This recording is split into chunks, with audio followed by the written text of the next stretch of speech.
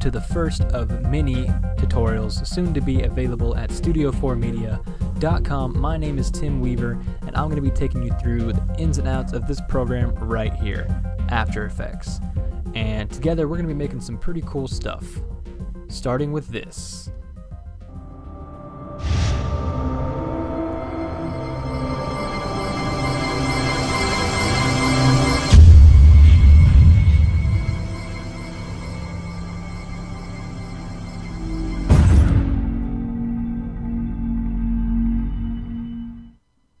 Nice. Now, I know what you're thinking. You're thinking, what in the world is it about this logo intro that makes it so cool? You know, there's something about it that just makes you, you really like it. Well, I'm going to let you in on a little secret, okay? Tip number 1 from studio4media.com. Okay, at the very end of this video, if you notice, the very end, it fades to black. Now this is a little known secret that we use here in the industry. If you fade your videos to black, that makes them cool. People like that. People like to see it fade to black. Now notice in the very beginning, we don't fade in from black, okay? If we faded in from black, then this video would be awesome. But as it stands, we're just at the cool status. So, okay, enough of that. Moving on. Let's go into After Effects and see how we create this, okay? I'm going to go to Composition, New Composition, and call this one BG for background. And we're just going to be using the NTSC DV widescreen, so just 720 by 480. You can make it whatever size you want, but that's the size we're going to use. Okay, then I'm going to be making a new layer. Let's go to Layer, New, and we're going to be making a solid. And again, call this BG for background.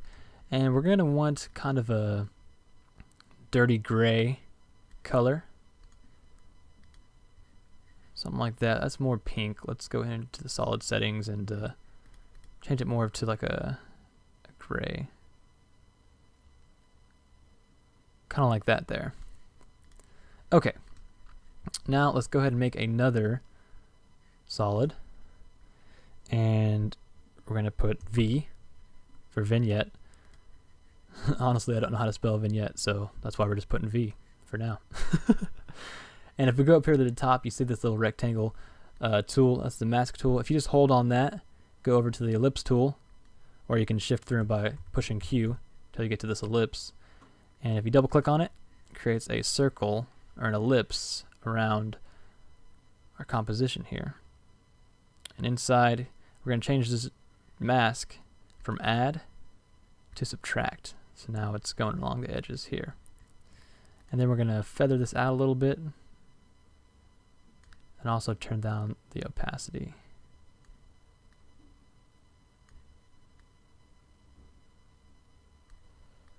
Really feather it out like that. So something like that. So that way it adds a little bit of depth to the scene here. Okay, that looks pretty good. Now let's go ahead and create another new composition, same size, and call this one logo. And here's where you can put any logo you want. You can have an image, you can have text. We're just going to be using text for now. So go over here to the text tool, and we're going to type in Studio 4. All right, and we'll make this color black so we can see it. And scale it up, and we definitely need a different font, so let's go ahead and just use a let's see what Arial Black looks like. Let's just use Helvetica. Bring them a little closer together.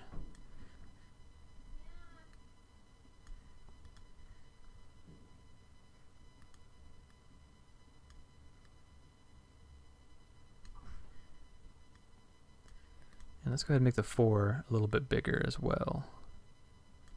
And change that color to blue. Maybe be like a baby blue.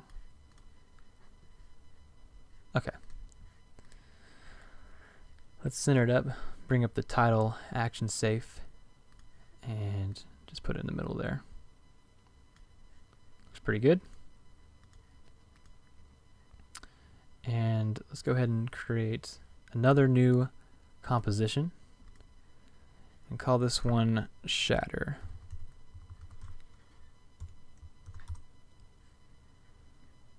And we're going to be importing our logo to the Shatter. And let's make a new camera, layer, new camera, and just do a 35mm, it's fine. Okay, now let's add the shatter effect to our logo. So with the logo layer selected, go to Effect, Simulation, Shatter. Now don't freak out, our text just disappeared, but as you can see we have this weird looking wireframe wheel, and all of a sudden there's bricks flying if we scroll through. Now if you go up here to the view, right now it's set to wireframe and forces. If we just go up to rendered, you're going to see, boom, there's your text. You can calm down now, but you still see we have this really lame looking ugly bricks falling apart. And we don't want that. So let's go into the shape pattern, change it from bricks to glass. Now I'm going to go ahead and jump back into this wireframe mode so we can see what the glass shatters look like. So now we can see how many there are, what they're going to look like when they explode, and now you're glad you have this weird looking thing because you can see what's going on. See, it all works out. But these pieces are a little bit too big. So let's go here to the repetitions and increase that quite a bit, probably like 55 or so. And now we have a whole bunch of little pieces flying out, and that's going to look a lot better. Underneath the physics, let's go ahead and turn the gravity to 0, so that way we have them coming straight out. It's flying straight towards the camera. Makes it look a lot cooler. Let's go back into our rendered mode here and see what that looks like. Okay, so not too bad. And if you notice here, I'm actually running at half resolution, so that's just because when you start doing stuff with this shatter, it starts to get a little slow on your system, but that's why everything looks a little pixelated on here. But okay, let's go ahead and make some more changes. If we scrub through here, you can see we kind of got this oval right here where no pieces are, and I don't really like that, so I'm going to turn the depth up a bit. You don't want to turn it up too much, otherwise you're going to have no effect, but I'm going to turn the depth up to probably about 0.15, and that just kind of gets rid of that bigger hole, because see, if we turn this down, it creates a bigger and bigger hole in there. So but I think 0.15 is going to be good enough. And then right now, if we look here, our animation is about 2 seconds long at most, and we want that to be a little bit longer. So if we go to the strength and turn that down to about 2.8 or so, it's going to take quite a bit longer, more like 4 or 5 seconds to finish that animation. So that's going to look a lot better. Okay, now let's go ahead and add a little animation to it. Let's go to camera and let's open up its transform properties here. And I'm going to set a keyframe on the point of interest, position, and orientation. I'm going to scrub through to where the animation is about, not all the way over, but somewhat so there's still some shattered pieces. I'm going to zoom in quite a bit. I'm going to rotate it up. Zoom in, and I'm going to choose the toggle switch up here.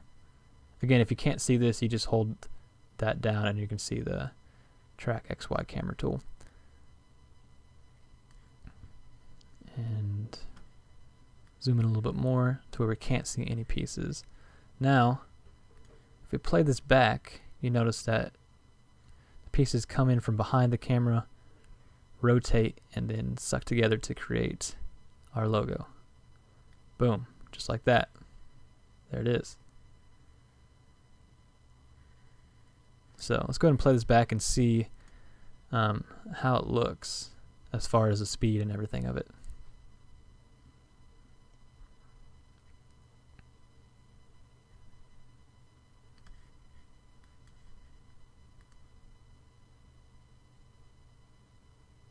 Okay, so it looks pretty good. Maybe a little bit slower than what I had on my original example, but still good nonetheless. Now, you're going to notice that we have a pretty serious problem, and that is that this is actually going backwards. Remember, we want the pieces to suck in. We want it to go this way. But we are going to address that issue later. For now, let's go ahead and go back to the project and drag and drop our background comp into here. So we have the background, and let's make a new composition and call it main. And let's go ahead and import our shatter effect. Now, you can see here we have the shatter effect with the background, and it's looking pretty cool. Everything's coming together real nicely. Sucking together. Now let's go ahead and address that problem I was mentioning earlier about how it's going backwards. There's a pretty simple solution to fix this problem. If you right click on Shatter, go to time, hit enable time remapping, and we're going to scrub forward a little bit to where we can't see any pieces, set another keyframe, and now all we're going to do is reverse these two keyframes. So essentially what we're doing is we're reversing the order of time. So now it's going to start from 3 seconds and work its way backwards. And that fixed our problem. And you want to make sure, if you notice it start to go the other way, that's because we have another keyframe down here. We want to delete that. Make sure we have no extra keyframes. So it comes together, sticks, and that's what we want for now. Okay, looking pretty good. Now, included with this tutorial available for download is a pre-rendered optical flares. If we drag that in the comp real fast, you're going to see here what it is. It's just an optical flare that I got from videocopilot.net, and just kind of comes along, flashes, and goes across the screen. Now this is going to be a little bit bigger than our comp, so I'm going to scale it down. If you just hold shift while you're scaling instead of getting it all messed up like this, it'll keep it proportional. So I'm going to set this to add, and so if we go to toggles and switches here, change the mode to add, and that gives it a little bit of brightness and is now transparent. If we scrub through this, you're going to see our lens flare start. Now we want it to start a little sooner, so let's take this towards the beginning here. And essentially the goal is to get this flash here to line up when our composition, or when our lettering right there, that flash, is complete. Right about there, 6.18 seconds is when we want our letters to be sucked in all the way. So let's go back to the shatter and go to the effect controls, and we want it to take even longer, so we're going to adjust this strength here and bring it down even more. So now it's going to take about, that's probably a little bit too much. Bring it up to 1.6 or so. Let's see what that looks like. No.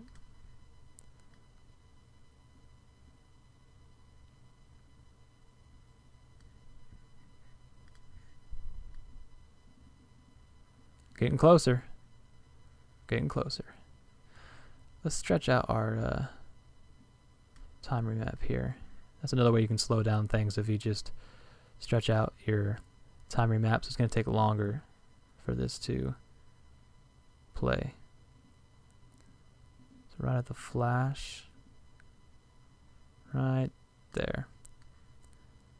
We want it to be sucked together. It comes in and then flashes. And I'm going to bring this past just a little bit, past the flash. So it's still moving as the flash builds up. And that way it'll look real cool. If you see here, you can see the cracks all inside of it. Okay, so this is coming together. Let's go back to the shatter and pull up the strength a little bit so we don't have any particles in our scene, or any shatter pieces, I should say. Like that. So at the very beginning there's nothing.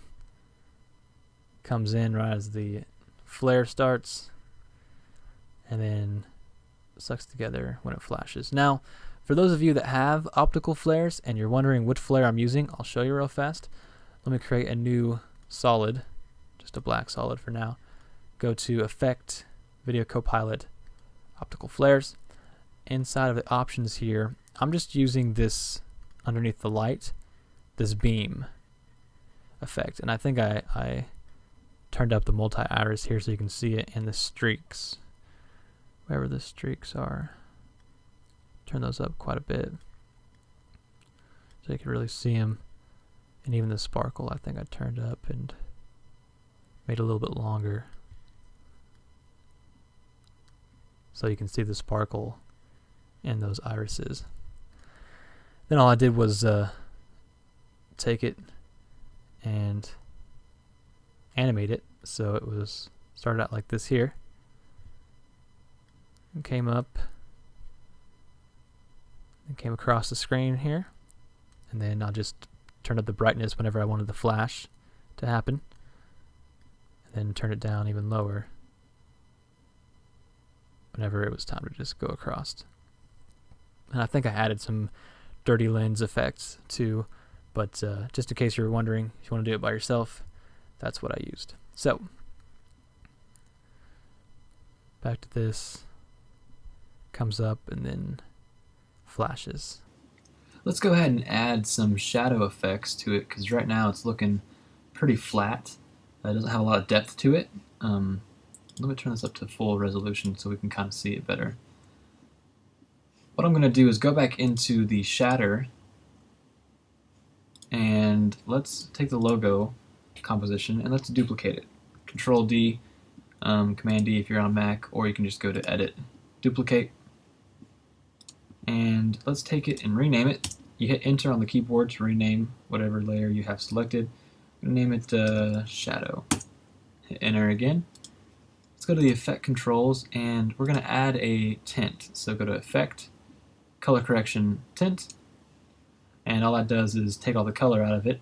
And you can see here if I turn our logo layer off, that 4 is now gray, and we want it to be black. So if we go to the Map White and change that to black, it makes all the colors there black. Now with the shadow composition selected, let's go ahead and go to Effect, Blur and Sharpen, CC Radial Fast Blur. And right away you can notice we have pretty cool looking shadow, and you can play with this amount right here and go really crazy with it. We're going to bring it to about 45 or so, and we're going to change the center position as well. We want it to come up from the top. This is a really cool effect. It makes it look like there's light coming from behind it, which will add a lot to it once we have it in our main composition.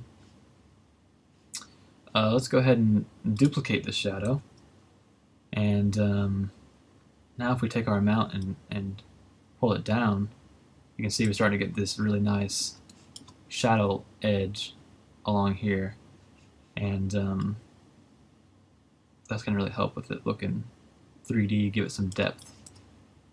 And now we can take our other shadow one and pull this one up if we want, bring it back down, however we want to do it. Now if we look in the main here, you can see it looks like that light is causing the shadow to come from behind. So we can even turn this up a little more. And if we scroll through the very beginning, you can see that each one of the pieces also has that effect on it, which will make for a really cool effect as they're all coming together. Just makes it look like that light is just shining from the back. Now let's go ahead and add a light sweep effect as this comes together and this light comes across. We want to have a light sweep go across the logo. But first, let's go back into our shatter, and let's take this background layer and let's delete it, because now we just have a pure alpha matte, and in the main we'll put the background in the main. Now the reason why we're doing this is because we'll have more control over our shatter, and also when we do our light sweep, if I go to Effect, Generate CC Light Sweep, it's going to affect only our text. And if I would have had that the other way around, put the background inside of our shatter, you see it's going to affect the entire layer, and we don't want that. So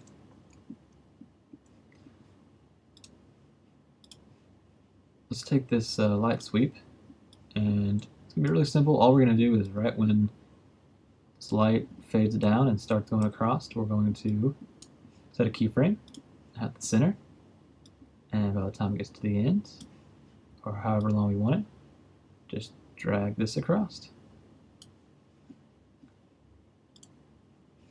Let's take a look.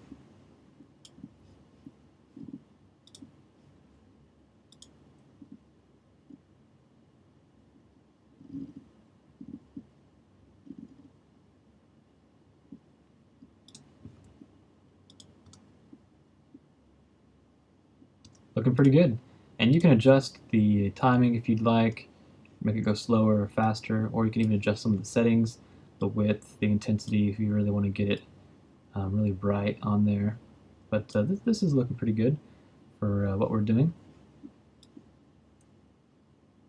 Now at the very end, we want the logo to explode, and there's a pretty simple way of doing this without having to mess with the time remapping and all of that. All we do is go to our composition, create new composition. We'll call this explosion end, and we'll just go into our project and drag our logo onto it, and our other logo,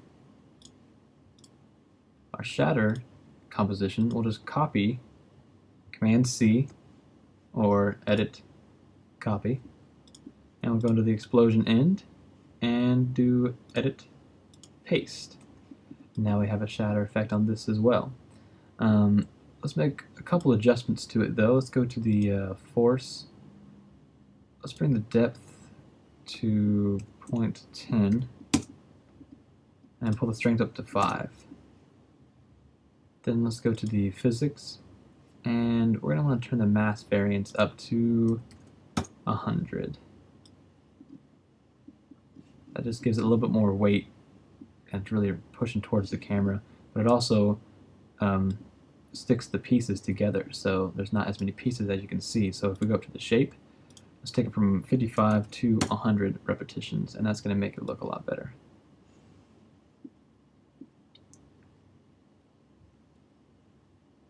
And that's all we need for our explosion end. So if we go back to the main here, drag in our explosion end, and we want this to be right where this one ends, and we actually might need to make our composition a little bit longer. Composition settings, you can change it to however long you want. Right here, 20 seconds. Gives us a little bit more room to work with. We'll just line it up at the end. And make sure we have it above the background composition. And also make sure your background composition is stretched out.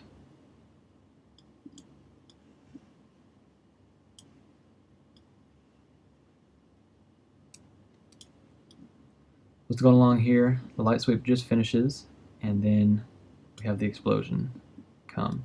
And you notice that all the shadows will cut off, and that's actually the effect I was going for when I first created it. It's really simple. If you want the shadows to be there again, you just do what we did before. But I'm going to go ahead and add another flare to it to make it look even better. So just go to Layer, New, Solid, just call it Flare. Doesn't matter what color it is. Go to Effect, Video Copilot, Optical Flares, Options, and you have a whole bunch of flares to pick from. I think I used the Motion Graphics.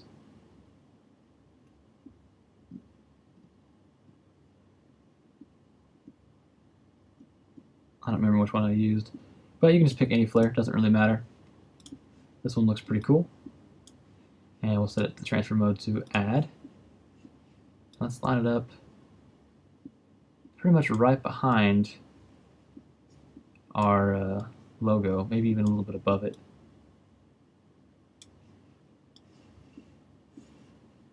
And we'll adjust the brightness.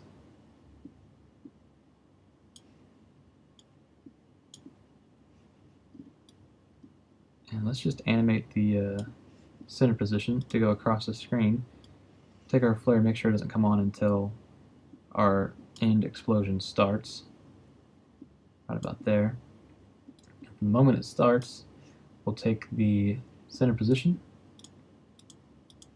set a keyframe, and drag it towards the end, and drag it all the way across. Just gives it a little bit of motion as the explosion happens. Now if we just play this back, see what it looks like.